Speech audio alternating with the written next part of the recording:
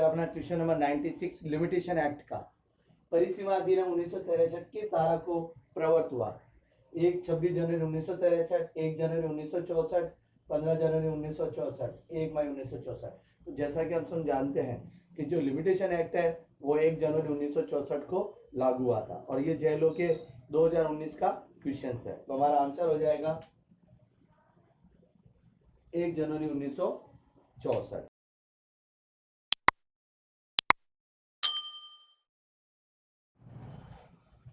यह रहा जेलों का क्वेश्चन नंबर 97 परिसीमा अधिनियम 1963 की किस धारा के अंतर्गत सीमा की अवधि को परिभाषित किया गया है? यानी कि धारा 2G, 2D, 2A और 2A। तो जैसा कि हम सब जानते हैं कि परिसीमा की जो अवधि है वो लिमिटेशन एक्ट की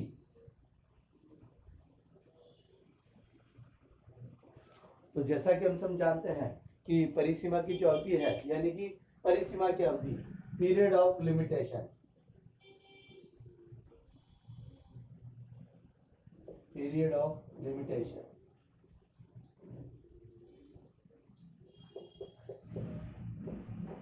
उसको 2A यानी कि इसको 2J में परिभाषित किया गया। तो हमारा आंसर हो जाएगा 4 2J यानी 2A।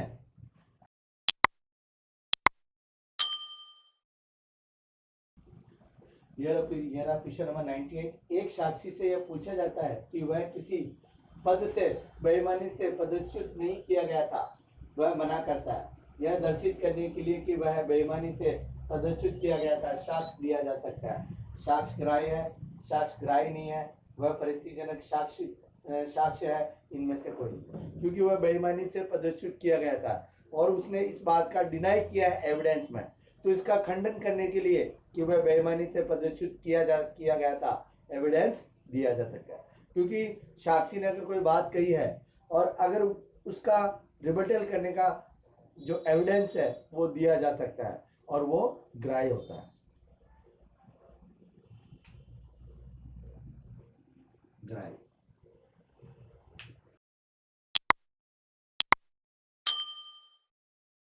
के परिसीमा अधिनियम की धारा 4 के प्रावधान विधि काल के अवसान से संबंधित है। जब न्यायालय बंद हो जाता है तब किस पर लागू होते हैं?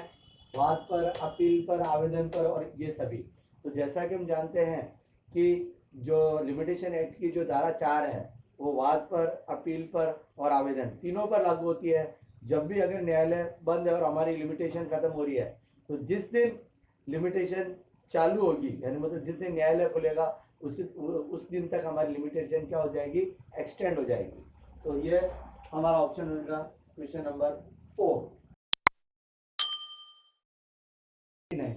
परिसीमा अधिनियम 1963 की किस धारा में विलंब या देरी को माफ करने से संबंधित प्रावधान किए गए? धारा 4 में, धारा 5 में, धारा 6 में और धारा 8 में।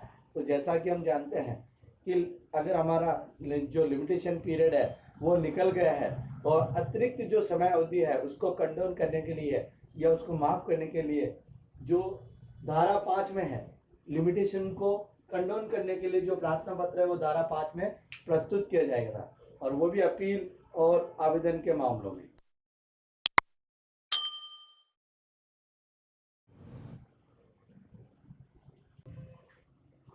तो क्वेश्चन नंबर 100 निम्नलिखित में से क्या धारा 6 परिसीमा अधिनियम के अंतर्गत विधिक नियोक्ता नहीं है? तो धारा 6 के अंतर्गत जो विधिक नियोक्ता दे रखी है यानी कि लीगल डिस्क्वालिफिकेशन, जिनमें से जो पहली लीगल डिस्क्वालिफिकेशन कारावास, जड़ता, अवैधता और पागलपन। तो हम जानते हैं कि कारावास जो हमारा ऑप्शन है यानी कि कारावास के रूप में जो लीगल डिस्क्वालिफिकेशन है वो धारा 6 के अंतर्गत प्रावधान नहीं दिया हुआ है यानी कि धारा 6 के अंतर्गत कवर नहीं होती है। तो हमारा ऑप्शन हो जाएगा ऑप्शन नंबर 1 कारावास।